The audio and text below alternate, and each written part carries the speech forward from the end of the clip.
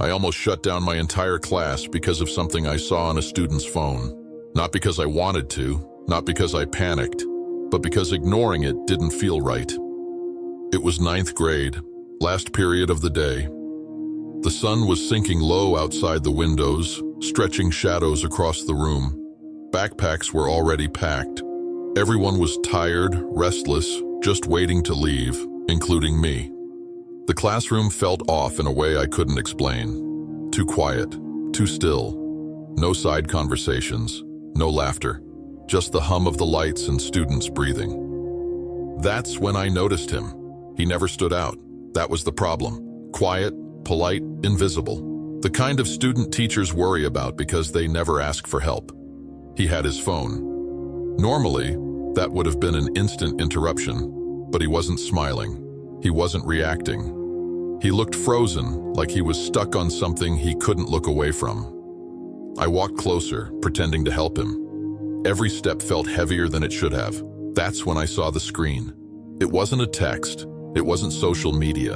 It was a list, organized in a way that didn't feel right. My stomach dropped. For a moment, my mind raced. Am I misunderstanding this? Could there be another explanation? Then a quieter thought followed. What if there isn't? Something felt serious, even if I couldn't explain why. I walked back to my desk, trying to keep everything normal. My hands felt heavier than they should have, but I couldn't let it show. I picked up my phone, keeping my voice low, barely above a whisper. Then I quietly reached out for help. Pretending to read my lesson plan, I whispered, "I'm a teacher. I'm in a classroom right now. I'm concerned about something I've seen. I can't talk freely." They understood immediately. Stay calm. Keep everyone inside the room. Answer only yes or no. I nodded silently, trying to keep my breathing steady. I kept teaching, explaining material I don't even remember saying, smiling when students looked up, all while watching the door, the clock, and that student every second stretching longer than the last. When the moment felt right, I calmly asked him to come with me. No raised voice, no urgency. He didn't question it. He didn't resist. He just stood up and followed me. Inside the room, the door clicked shut. He sat down on the chair for a long time. Then he whispered, "I don't want anything bad to happen. I just want this to stop." That's when I realized how serious this really was. Minutes later, school staff and support teams arrived.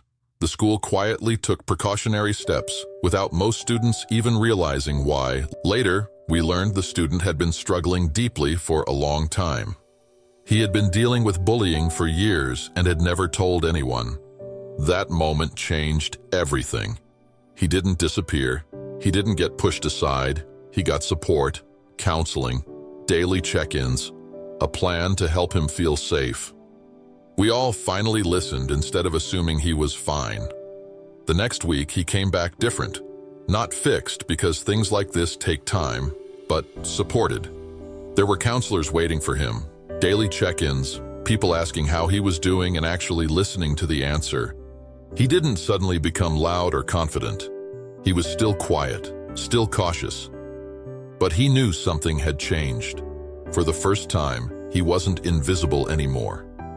And I learned something I'll never forget. Not every struggle is loud or obvious. Sometimes it doesn't ask for attention at all. Sometimes it looks like a quiet student, a forced smile, a lowered head. Someone who's been carrying too much for too long and doesn't know how to ask for help anymore.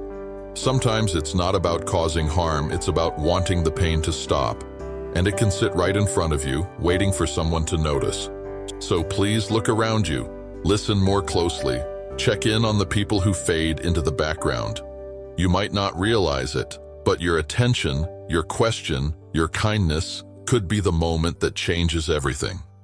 If stories like this matter to you, leave a heart so more people can see it. There are more stories like this coming.